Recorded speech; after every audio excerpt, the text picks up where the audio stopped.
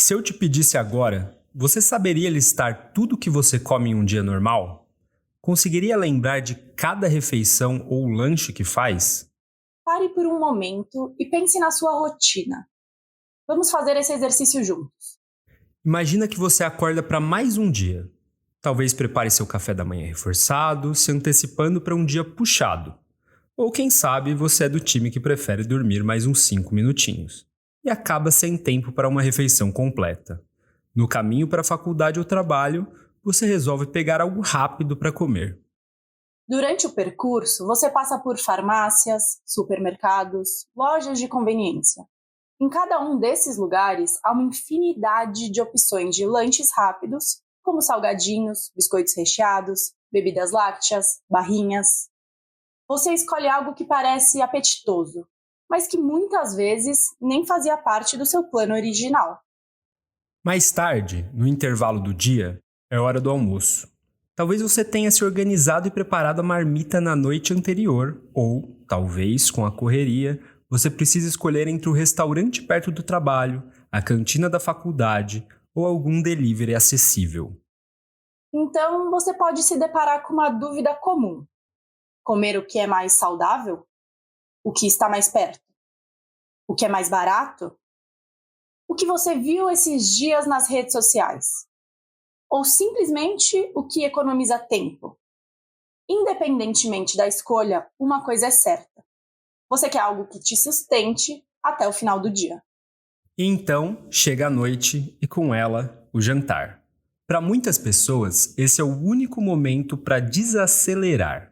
Talvez seja a chance de preparar algo mais elaborado, com ingredientes disponíveis em casa.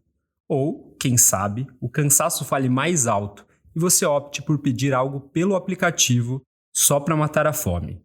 Em um dia bom, talvez, você até aproveite para sair e jantar com os amigos ou encontrar alguém especial.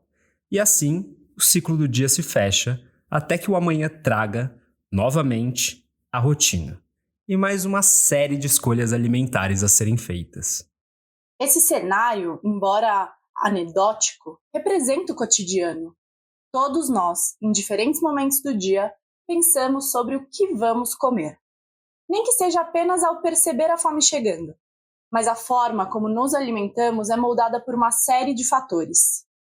A escolha do que comemos, onde comemos, como preparamos e com quem dividimos a refeição, tudo isso depende de questões que vão muito além da vontade. Nosso tempo disponível, o acesso a alimentos, a cultura em que estamos inseridos, nossas condições financeiras e até mesmo o marketing ao nosso redor. Tudo isso influencia direta ou indiretamente os nossos hábitos alimentares. Agora, você sabia que muitos desses ambientes são pensados para te influenciar?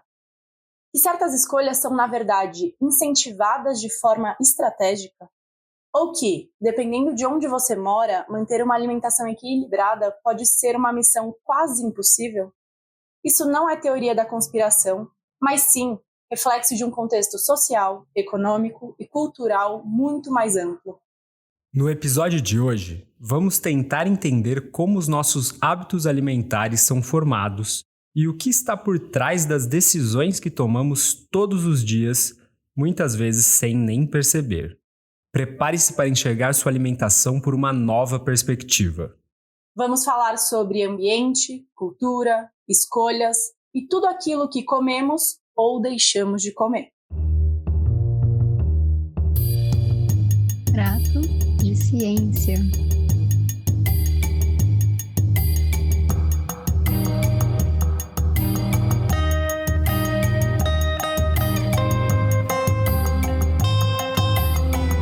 Olá, ouvintes do Prato de Ciência, tudo bem com vocês? Eu sou o Gustavo Torres. E eu sou a Giovana Rodrigues. E no episódio de hoje nós vamos discutir sobre velhos, novos e futuros hábitos alimentares.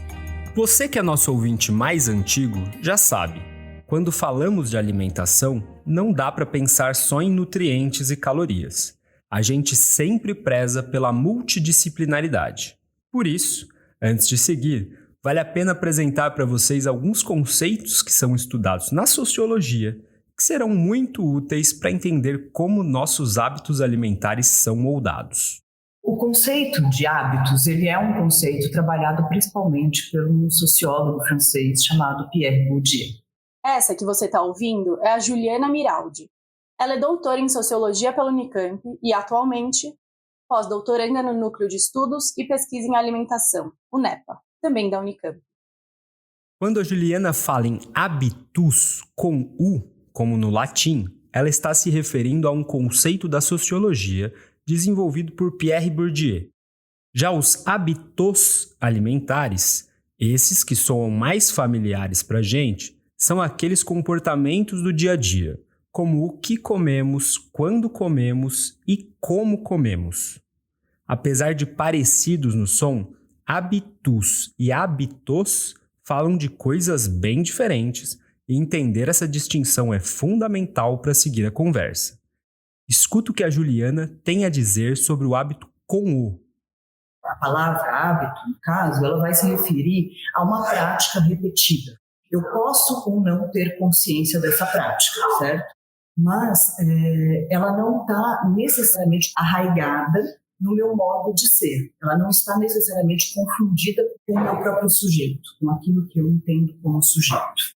Esse hábito com O é aquele que a gente pratica no dia a dia, quase sem perceber.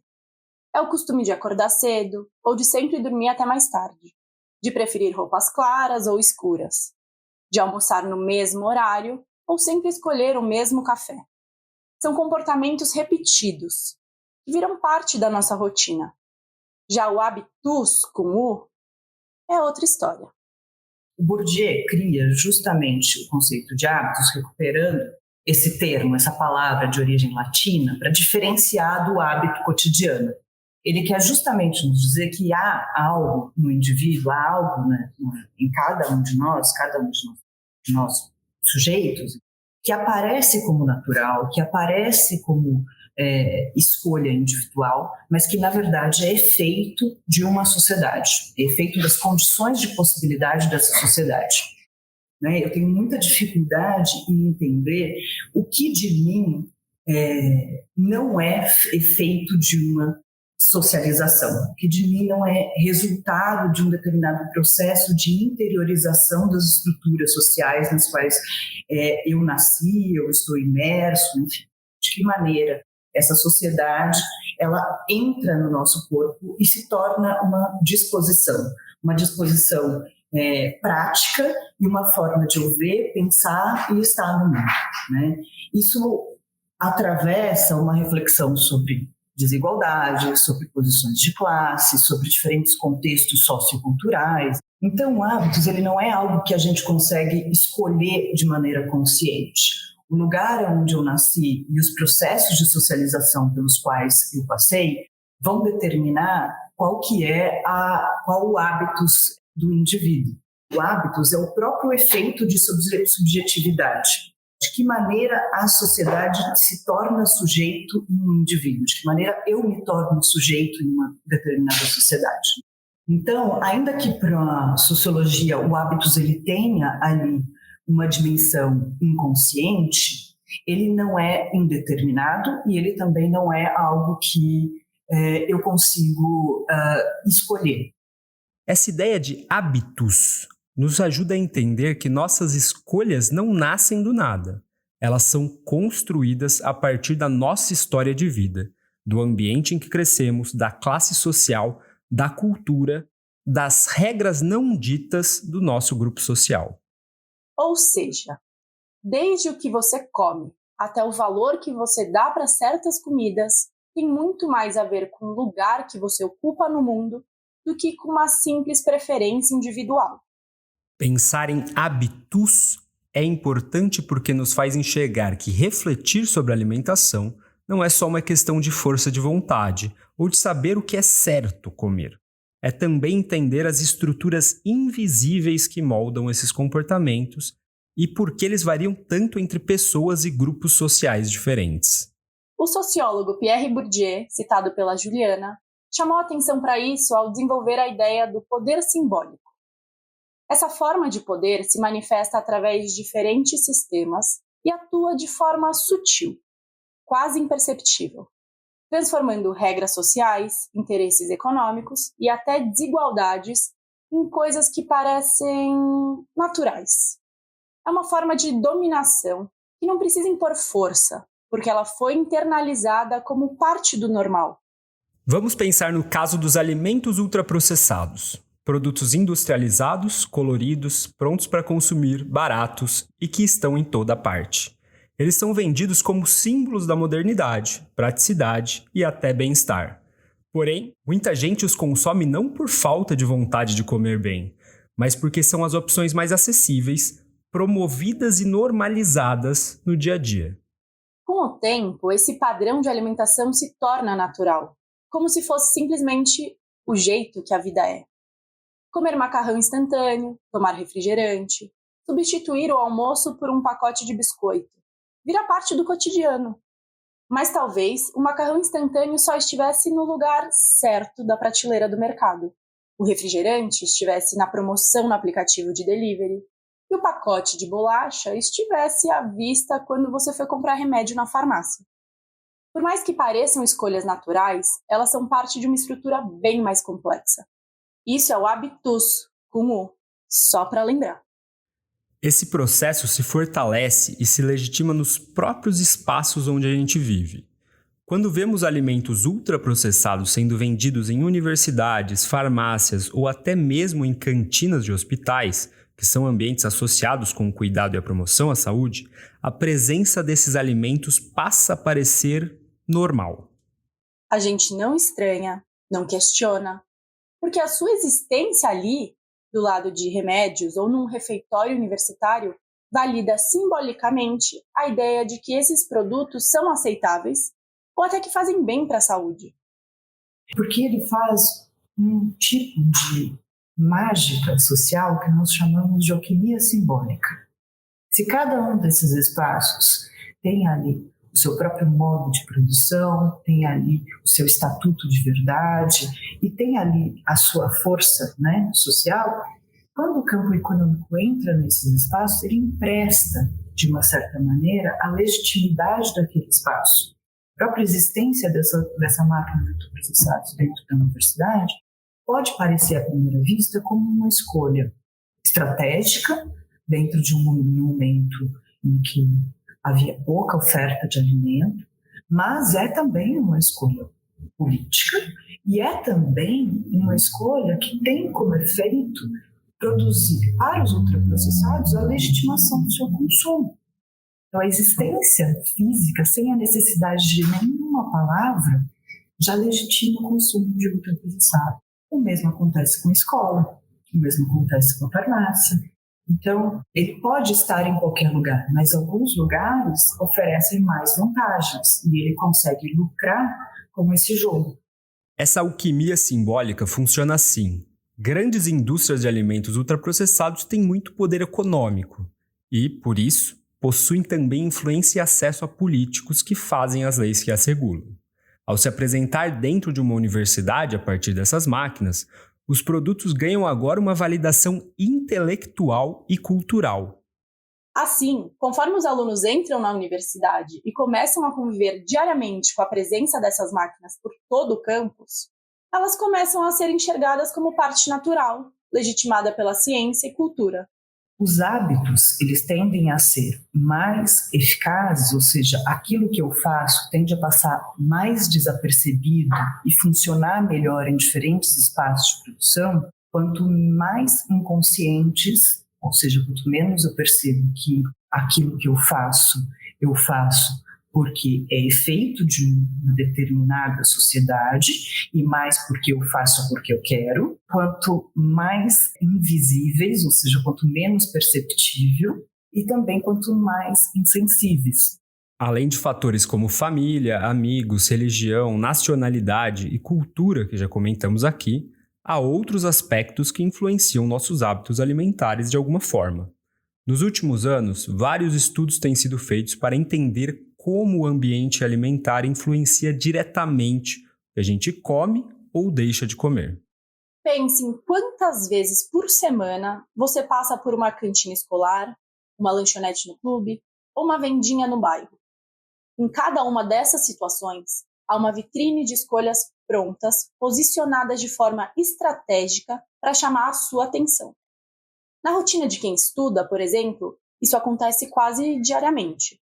Os ambientes alimentares vão pouco a pouco influenciando nas nossas escolhas sem que a gente perceba. E pior, se a gente consegue criticar certos ambientes, é porque ainda conseguimos perceber uma certa contradição. Porém, há coisas tão arraigadas no nosso imaginário que a simples ideia de questioná-las nem passa pela nossa cabeça. Afinal, você consegue se ver sem ir a um supermercado? Pois é, mas o supermercado nem sempre esteve aí para intermediar nossa compra de alimentos. E assim como as lojas de conveniência, tudo ali é estrategicamente pensado para vender os produtos que mais geram retorno financeiro, ou seja, os ultraprocessados. Corredores divididos por categorias específicas, como doces e salgadinhos, prateleiras planejadas para colocar os cereais mais coloridos, bem na altura dos olhos das crianças. E, próximo do caixa, no caminho que você obrigatoriamente vai passar, aquela fila cercada por chocolates, balas e refrigerantes em embalagens chamativas. Tudo isso é pensado para aumentar o consumo de produtos ultraprocessados, geralmente ricos em açúcar, gordura e sódio. O foco está no lucro e não na nutrição. E, mais uma vez, o que é bom para o mercado nem sempre é bom para a saúde pública. Agora imagina irmos a uma feira livre. Mais do que um simples centro de comércio, as feiras são uma instituição cultural e econômica no Brasil. Historicamente, elas garantem o abastecimento da população e a renda de produtores rurais. Mas não é só isso. Elas também são palco de tradições, promovem hábitos alimentares saudáveis e funcionam como ponto de encontro e lazer para a comunidade. As feiras atraem os consumidores pelo frescor dos alimentos, pela variedade e pelos preços acessíveis. Mas se consolidam não apenas por essa praticidade na hora de comprar, mas também por serem uma herança cultural viva, um hábito enraizado na vida dos brasileiros. Nelas, você não vai ser influenciado a levar ultraprocessados, mas talvez suas compras sejam influenciadas por outros fatores. E é hora da xepa, viu? Pode chegar, pode comprar. Abaixou tudo, abaixou o abacaxi, abaixou o abacate, abaixou a manga. Tá tudo baratinho.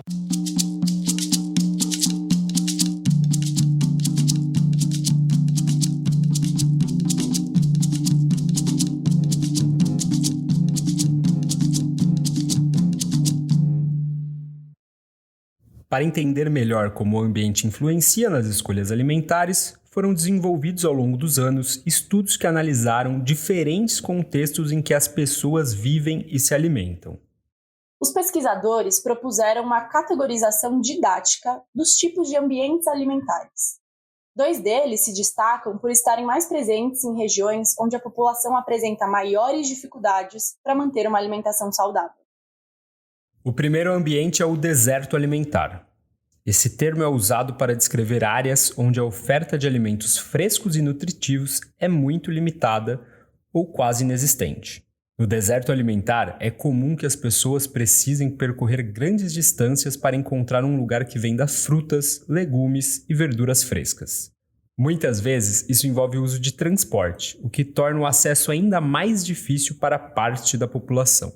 Essas zonas de desertos alimentares têm se espalhado pelo Brasil e são caracterizadas pela ausência de supermercados e pela predominância de população de baixa renda, que não tem carro nem acesso fácil à condução, o que dificulta não somente a compra, mas também o transporte dos alimentos até a casa.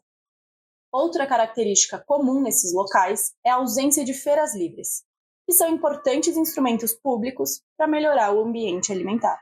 Em contraste com o deserto alimentar, existe o pântano. Diferente dos desertos, aqui o problema não é a falta de comida, mas sim o excesso, só que de alimentos ultraprocessados. Esta é uma área pegajosa em que você tem uma enorme oferta destes produtos.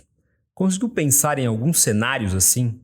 Esse ambiente empurra as pessoas a consumirem mais desses alimentos, cujos estímulos começam muito antes de abrirmos o pacote. Quem vai falar sobre isso para a gente é a Joana Pereira de Carvalho Ferreira. Ela é psicóloga, doutora em Ciências da Saúde pela Universidade Federal de São Paulo, a Unifesp, e atualmente é docente da Faculdade de Ciências Aplicadas aqui da Unicamp. Ela estuda comportamento alimentar e se interessa particularmente pelos mecanismos de recompensa cerebral. E eles, infelizmente, sim, geram um gatilho alimentar muito forte, principalmente para pessoas mais vulneráveis.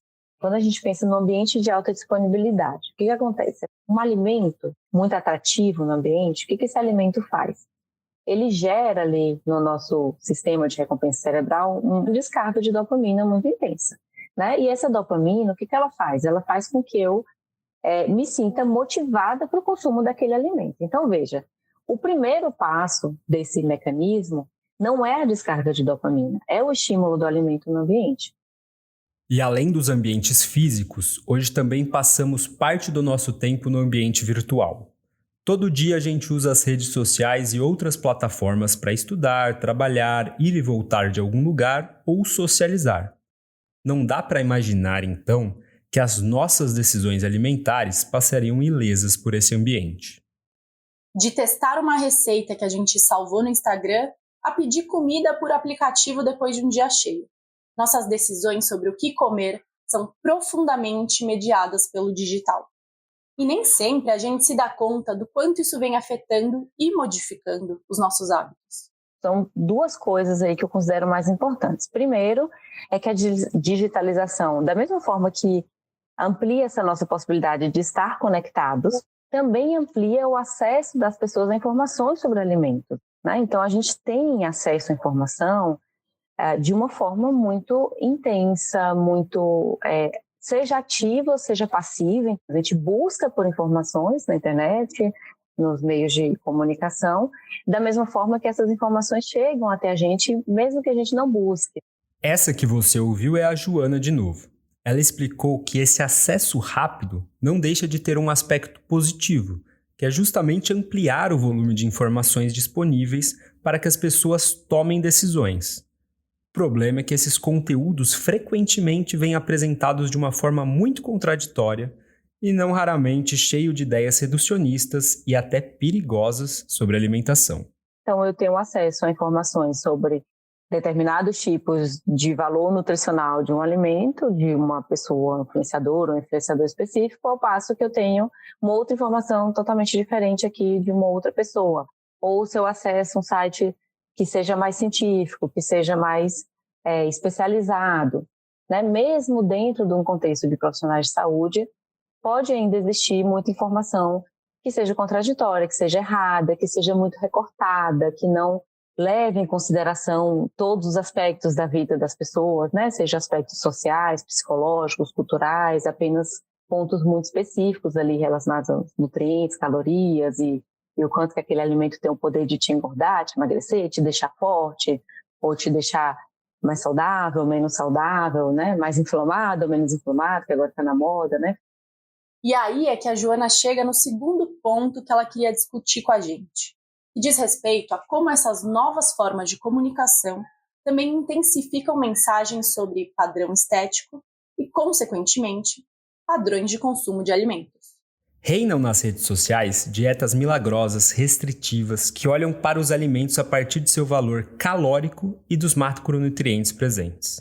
É o pão sendo tratado como carboidrato, a carne como proteína e diversos outros exemplos que a gente encontra todo dia na internet.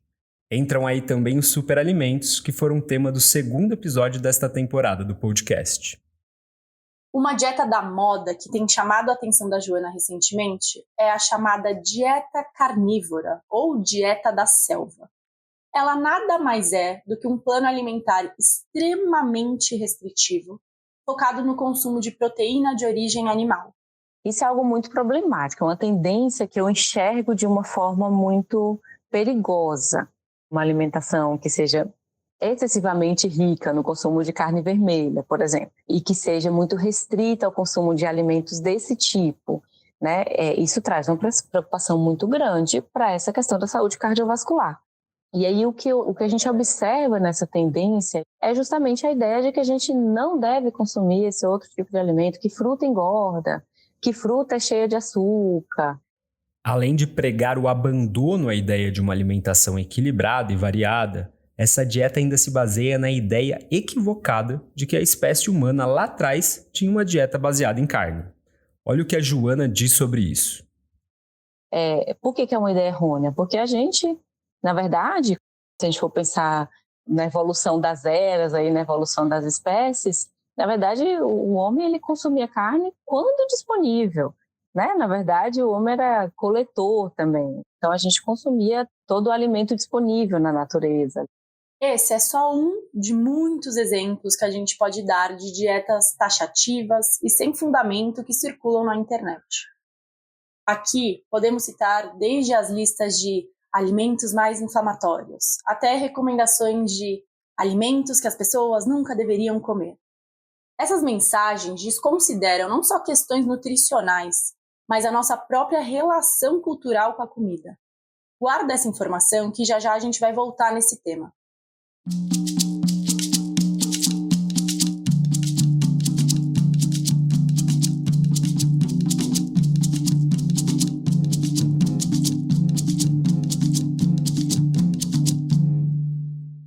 A compra de comida por aplicativos, tanto de refeições prontas quanto de produtos de supermercado, é outra tendência que vem moldando nossas escolhas alimentares. Uma das linhas de pesquisa da Joana está voltada a entender como esse ambiente de alta disponibilidade de alimentos, especialmente industrializados, afeta o nosso cérebro e nossas escolhas alimentares ao longo do dia. Enquanto o tempo é um recurso cada vez mais escasso e as pessoas vêm se afastando das cozinhas, os aplicativos oferecem uma forma rápida de se ter acesso a diferentes comidas. Essa conveniência, no entanto, incentiva a tomada de escolhas impulsivas e automáticas e ainda favorece o consumo de ultraprocessados. Por meio de imagens de alimentos muito atrativas, aquele menu ali de alimentos muito atrativos facilitam o acesso a esse tipo de alimento. Então, por exemplo, quando a gente abre um aplicativo de alimentos, né, de pedidos de alimentos, os combos de fast food, por exemplo, eles têm muito mais destaque, eles são muito mais atrativos do que uma refeição caseira, provavelmente, né? Se a gente observar aí na nossa própria experiência prática. E agora vamos voltar a falar do aspecto cultural. Todo esse processo de digitalização, unido à própria globalização, tem diferentes impactos sobre a alimentação, e um deles é o próprio afastamento de práticas alimentares locais, familiares e tradicionais. O consumo vai se tornando mais padronizado, isso afeta como o conhecimento sobre comida e a cultura alimentar vão sendo transmitidos para as próximas gerações. Cozinhar menos, comer em frente às telas, fazer as refeições sozinho.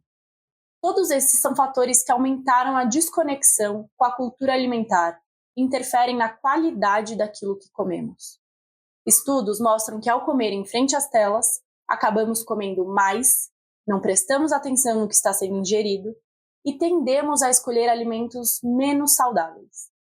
O Guia Alimentar para a População Brasileira, inclusive, dedica um capítulo específico à comensalidade, ou seja, ao convívio à mesa e ao ato de comer como algo que vai além da simples ingestão de alimentos.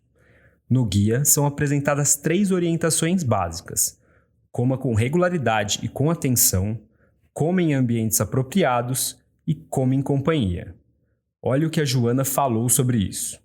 Não basta só eu consumir alimentos de uma forma automática e de uma forma padronizada, específica, para atingir uma determinada demanda nutricional. O alimento ele tem um outro valor, tem esse valor de bem-estar, de criar vínculo social. Então, compartilhar o momento das refeições com os familiares, por exemplo, nessa fase da adolescência, é um fator de proteção, né? Para que a família esteja atenta ali ao padrão de consumo desses adolescentes, como estão sendo feitas escolhas e as decisões alimentares, justamente para evitar, por um lado, excessos, no caso de pessoas que tenham dificuldade de controle do comportamento alimentar, e, por outro lado, também para evitar um comportamento de risco transtornado de restrição. Ela destaca ainda a importância de conseguirmos praticar um modo de alimentação sem culpa. que permite excessos em momentos específicos e tem o equilíbrio como meta. Em uma festa, uma comemoração, não tem problema nenhum eu me alimentar sem culpa de alimentos que sejam um pouco mais fora ali da minha rotina, por exemplo. Então, uma alimentação sem culpa, uma alimentação que realmente me permita esse envolvimento social, me permita esse vínculo, mas que eu possa ter também um cuidado em relação a tentar realizar escolhas que se alinhem também com as minhas metas, com os meus objetivos, com o que eu penso ali em relação a como eu gostaria que fosse minha alimentação. Ou seja, a gente remete a essa questão do equilíbrio, né? Equilíbrio é uma palavra-chave em tempos em que olhares reducionistas sobre a comida ganham os holofotes. De um lado, essas visões ignoram toda a dimensão cultural de prazer relacionada à alimentação. De outro, podem ter impactos tanto sobre a saúde física de quem opta por essas dietas, quanto na saúde psicológica.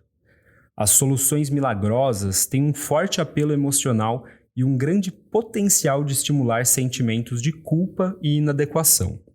Então, pode criar algumas obsessões em relação à alimentação, algumas culpas relacionadas ao ato de se alimentar, ao medo de se alimentar, né? Ao medo de comer alimento. Quando a gente vê um marketing atrelado a um alimento específico, normalmente está relacionado a alguma resposta milagrosa, algum resultado milagroso. Então, normalmente ele tenta, e faz isso de forma muito eficiente, chegar até as dores das pessoas. A Joana explicou pra gente que, na prática, os dados já apontam para um aumento da prevalência de transtornos alimentares. Isso, inclusive, tem se manifestado em pessoas cada vez mais jovens e de forma cada vez mais disseminada entre diferentes grupos sociais. Se a gente considerar os transtornos alimentares mais prevalentes, né, anorexia nervosa, bulimia nervosa, ainda é mais prevalente entre as mulheres, né, enquanto que a compulsão alimentar está ali mais ou menos equilibrada entre homens e mulheres, mas aumenta muito entre perfis diferentes. Então, entre homens, se a gente for olhar hoje para as pessoas, até as pessoas um pouco mais velhas, né? Então, apresentando aí alguns sintomas, algumas dificuldades relacionadas a isso. Entre as pessoas da comunidade LGBTQIAP+, então a gente precisa ainda de muitos estudos para entender como que isso afeta essa população específica, mas aí está atrelado também às questões de gênero, às questões de sexualidade. A Joana destaca que nem sempre a população está preparada para receber o volume de informações que recebe na internet e fazer uma reflexão crítica sobre o que está ali. Não existe bala de prata para lidar com essa situação, mas a abordagem, sem dúvidas, precisa ser multifatorial. É preciso investir em práticas específicas de psicologia clínica, adotar políticas públicas relacionadas, por exemplo, à regulamentação do marketing de alimentos, e olhar para as formas de comunicação praticadas em redes sociais. Nesse sentido, é importante não só tomar cuidado com o conteúdo que é produzido por pessoas não especialistas, que muitas vezes ditam regras com base nas suas experiências pessoais, mas também se atentar ao que vem sendo ou não falado pelos próprios profissionais da saúde. Para mim, o ponto mais importante dessa discussão é justamente na formação dos profissionais de saúde. Porque nós, profissionais de saúde, somos as pessoas que vamos fazer a divulgação científica para a população. Não adianta a gente ter uma ilusão de que as pessoas vão efetivamente entrar na base de dados científicas, buscar um artigo científico, ler um artigo científico. E aí, quando a gente pensa nisso, é responsabilidade do profissional de saúde realizar uma divulgação científica que seja responsável, que seja de qualidade. Para ela, é fundamental ainda que os conselhos de classe regulem melhor a forma como seus profissionais estão divulgando informações sobre alimentação e saúde para a população. Felizmente, alguns profissionais de saúde, muitos profissionais de saúde também já estão realizando nas redes sociais de tentar trazer mensagens que sejam mais equilibradas, mensagens que sejam mais factíveis, mas, de fato, é um trabalho de formiguinha, um trabalho que exige bastante cuidado.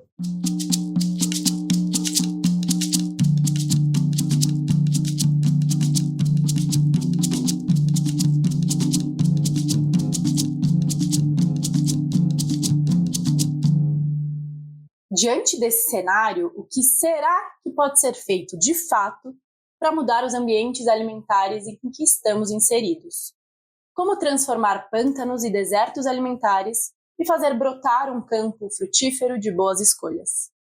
Quando a gente compara a experiência de compra em um supermercado com a de uma feira livre, fica claro que os estímulos são diferentes, tanto na forma de consumir quanto na relação com os alimentos.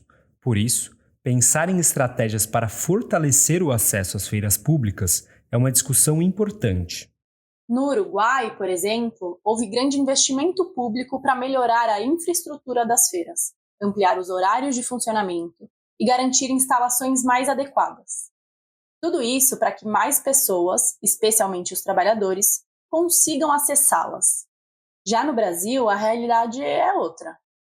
Muitos trabalhadores em jornada 6x1 sequer conseguem ver a cor de um tomate fresco, porque estão ocupados durante os horários em que as feiras estão abertas. Outro exemplo aqui, da nossa quebrada latino-americana, é uma iniciativa chamada de motorização da agricultura familiar na Argentina. No nosso vizinho, veículos antigos como ônibus e vans foram adaptados para funcionar como feiras móveis. Eles ganham identidade visual colorida e consistente, com displays para exposição dos alimentos e mesas dobráveis para alcançar bairros que necessitam de alimentos frescos e saudáveis. Além disso, a população participa ativamente da construção dessa política por meio de um canal de diálogo direto entre os consumidores e os responsáveis pelo projeto. Assim, a própria comunidade pode sugerir ajustes, melhorias no serviço e novos investimentos. Aqui na Unicamp, o projeto de extensão Cadê a Feira tem o objetivo de conectar consumidores e feiras livres. Além dessa função, o projeto também tem um importante papel, porque questiona o baixo número de feiras livres na cidade de Campinas e região. Outro projeto desenvolvido aqui na FEA foi a Feira da Agricultura Familiar, evento que reúne feirantes de assentamentos da reforma agrária da região metropolitana de Campinas. Até aqui, falamos apenas de políticas que promovem alimentos melhores e sistemas alimentares mais justos e sustentáveis. Mas e se falarmos da não promoção? Ou melhor, do desincentivo ao consumo de produtos ultraprocessados? Será que essas políticas devem se limitar apenas a incentivar o que é bom? Ou também deveriam atuar naquilo que nos faz mal? Se você for uma pessoa atenta, já deve ter percebido que, desde 2023, os alimentos industrializados apresentam avisos sobre alto teor de açúcar, gordura saturada e sódio bem visíveis em suas embalagens. O alerta, em formato de lupa, foi um modelo desenvolvido para sinalizar ao consumidor que aquele produto pode não ser a melhor opção para a sua saúde. Mas o Brasil não foi o pioneiro nessa política. No Chile, o primeiro país do mundo a adotar os selos de advertência, também são proibidas a exibição de qualquer desenho em embalagens de produtos para crianças e a venda casada de brinquedos com comida, como no caso daquele famoso mini ovo de chocolate que todo mundo já comeu na infância. Em Londres, a prefeitura proibiu o marketing de produtos ricos em sal, açúcar ou gordura nos trens, metrôs e ônibus. Para contextualizar, o Reino Unido é o segundo país que mais consome ultraprocessados no mundo. E só no metrô de Londres são 4 milhões de viagens diárias. Lembrando tudo que a Joana falou sobre a exposição dos alimentos e o que a Juliana falou sobre hábitos, você consegue perceber a potência de uma política dessa? Além do desincentivo, quando pensamos em alguns tipos de produto com malefícios cientificamente provados à saúde, podemos olhar para trás e tentar algo que já foi nosso grande aliado nos hábitos alimentares saudáveis: o ato de cozinhar. É claro que, no nosso mundo globalizado, estamos com menos tempo para tudo. Mas pensando no tema da nossa temporada aqui, será que é esse mesmo o futuro da nossa alimentação? Não cozinhar mais e delegar toda a nossa alimentação para a indústria e restaurantes? Aqui na Unicamp temos o projeto MENU, acrônimo para Medicina Culinária e Nutrição. Esse projeto de caráter transdisciplinar tem como objetivo a mudança dos hábitos alimentares e habilidades no preparo de comida caseira. O projeto, que é coordenado pelas professoras Ana Vasque e Carolina Capitani, da Faculdade de Ciências Aplicadas, e Lício Veloso e Bruno Gelonesi, da Faculdade de Ciências Médicas, tem o objetivo de resgatar essa ferramenta da saúde, que é o ato de cozinhar. Hoje vivemos uma transição culinária, em que até mesmo jovens nascidos na famosa região do Mediterrâneo, lugar reconhecido pelo seu padrão alimentar muito saudável, estão desaprendendo as técnicas culinárias que eram passadas de geração a geração. O projeto, então, visa ensinar não apenas as técnicas culinárias, mas também como usar os diferentes utensílios da cozinha, devolvendo a soberania das pessoas e aumentando as possibilidades de ter uma alimentação saudável através de uma ferramenta milenar.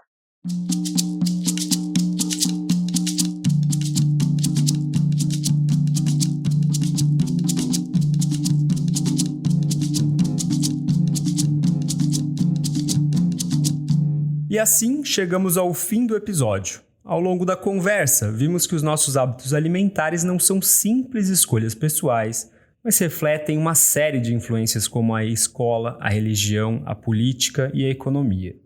O que comemos, como comemos e até por que comemos, muitas vezes está além da nossa percepção consciente. Em muitos contextos, não somos nós que escolhemos o que comer. Na verdade, é a comida que nos escolhe. E isso acontece devido a estruturas sociais que moldam nossas opções.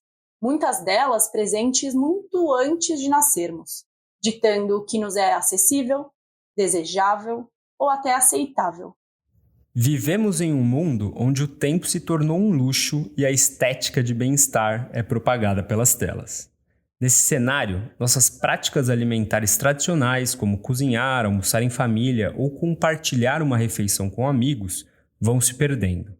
Em troca, nos tornamos sedentos por seguir dietas modernas em busca da fórmula mágica que nos coloque dentro do molde da saúde perfeita ditada pela sociedade. Essa busca incessante por padrões de consumo e aparência acaba distorcendo nossa relação com a comida.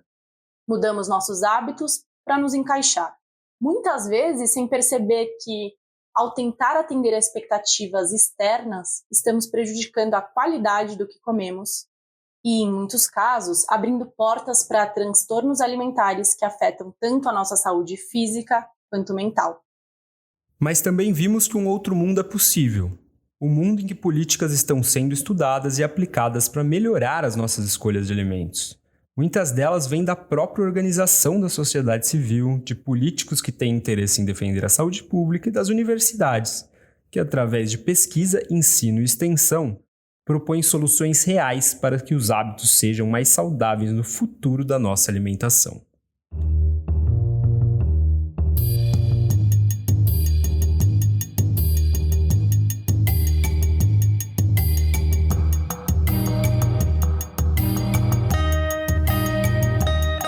Perca o próximo episódio do Prato de Ciência.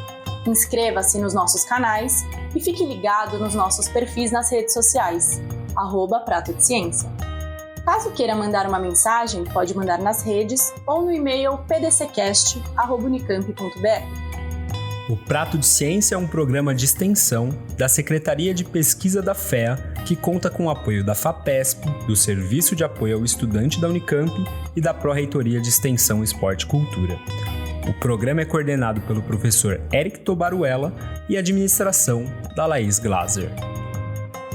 As locuções foram feitas por mim e pelo Gustavo. A produção do episódio também foi feita por nós, pela Letícia Aristeu e pela Mariana Ribeiro. A edição de áudio é da Elida Antunes. A edição e revisão do roteiro são da Ana Augusta Xavier. A gente agradece a pesquisadora Juliana Miraldi e a professora Joana Pereira de Carvalho Ferreira pelas participações. Nos vemos no próximo episódio. Até lá!